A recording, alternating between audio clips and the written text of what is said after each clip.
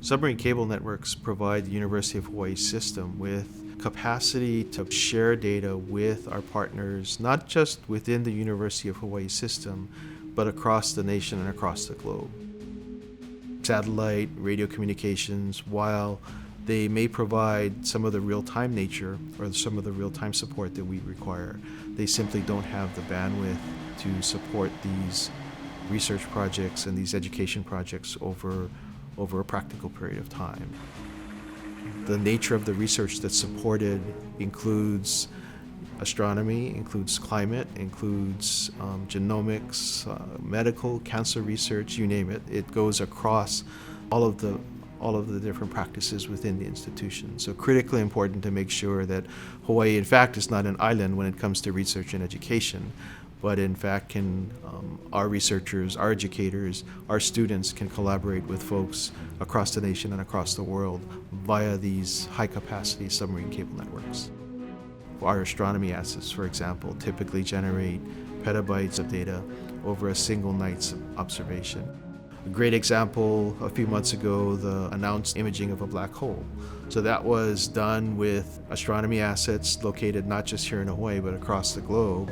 In the past, many of these collaborations were literally throw the stuff on a disk drive and pump it in a FedEx box and wait for it to show up in the other location.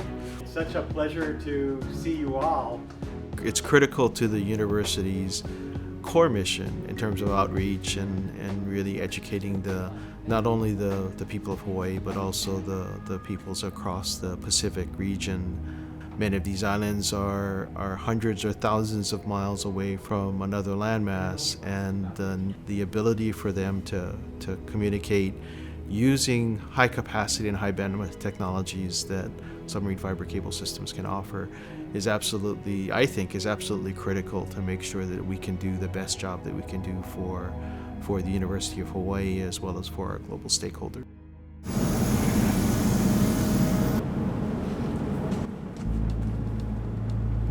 One of the great investments we've made over the past several years is to purchase capacity on an IRU basis on CUS. CUS gives us the capability to connect not only to the continental US, but also out west to Guam.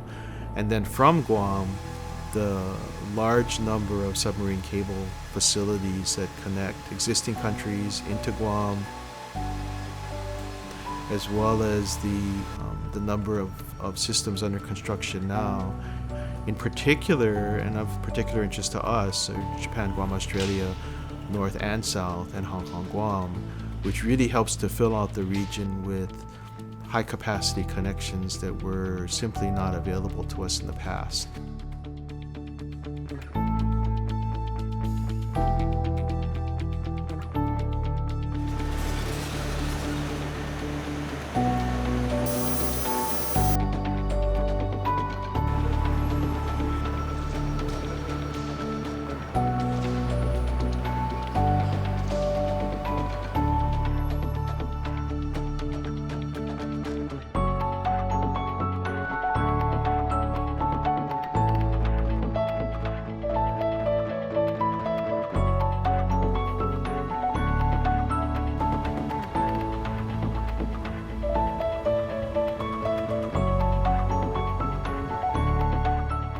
Most of these systems that are on Guam are probably 10 years old, and with the investment that RTI is making in these cables, I believe it's something like 12x the capacity that these cables will bring in.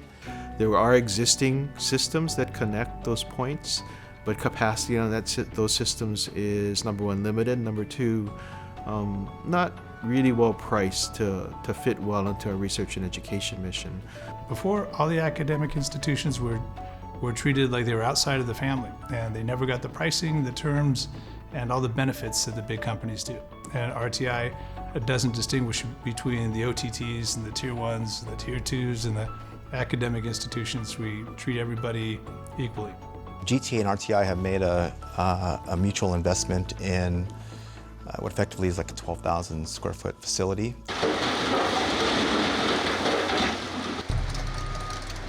GNC is actually one of the great things that is going to happen in Guam over the next few months.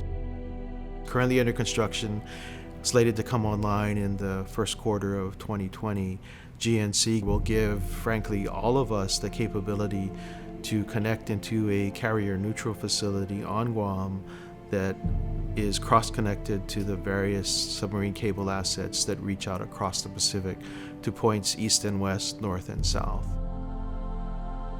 It's also not just about pure capacity, it's also about resilience and the ability to withstand some of the events that nature or perhaps man-made events may toss our way. We've got a great example just in our backyard. Joe, customers of Spectrum, both residents and businesses, are feeling the impacts. One of the 3 cable systems running into Kauai Island was severed about a week ago, and that single outage, because it was commercial capacity going into the island, the single outage caused significant impact to the population and in fact in some cases to public safety as well as for banking and commerce. The ability for us to connect at GNC in the next few months gives us not only the capability to have all of these systems interconnected, but really gives us the ability to provide a high level of both capacity and resilience to all of our downstream customers.